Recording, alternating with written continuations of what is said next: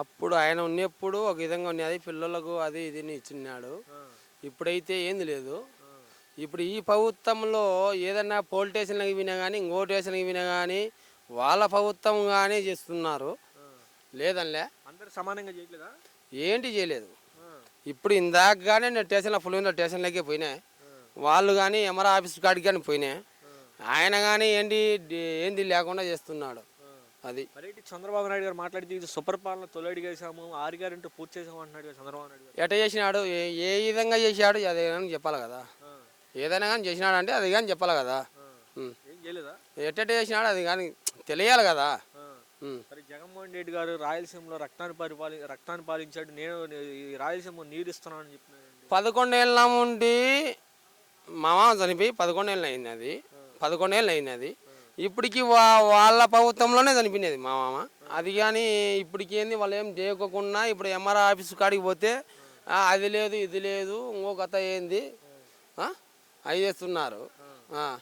ఇప్పుడు ఆర్ఐ కానీ ఎంఆర్ఓ కానీ దానికి రెస్పాన్సే లేకుండా చేస్తున్నారు. ఏంటి చేయలే. ఇప్పుడు స్టేషన్ల కాడికి పోతే నిన్నైనాక బొమ్మల కాడికి కానీ వాళ్ళ దౌర్జన్యం ఏంది కానీ పక్కన వాళ్ళది ఏం లేదు. మరి జగన్ గారు ఉన్నప్పుడే లా అండ్ ఆర్డర్ బాగాలేదు, ఇప్పుడు చంద్రబాబు వచ్చాక శాంతి భద్రతలు కానీ విఘాతం కలిగించుకుని బాగా చేస్తున్నాం అన్నారు. అన్నీ శాంతి భద్రంగా ఉన్నాయి. అంతా వాళ్ళది రాజ్యం.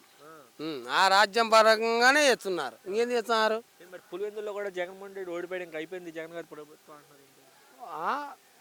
వాళ్ళ నాయనగారు ఉన్నారు కదా, చంద్రబాబు నాయనగాడు.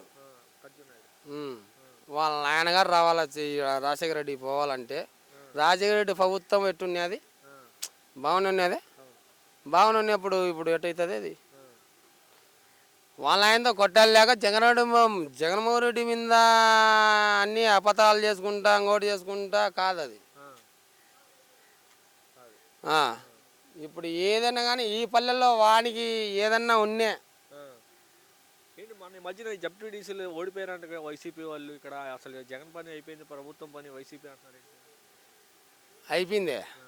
వాళ్ళ నాన్న సకరంగా పుట్టినింటే చంద్రబాబు గారు కానీ పప్పుగాడు కానీ వాడు పవన్ కళ్యాణ్ గారు కానీ ఎవడైనా కానీ సక్కరంగా పుట్టింటే సక్కరంగా ఓట్లు జరిపోమను.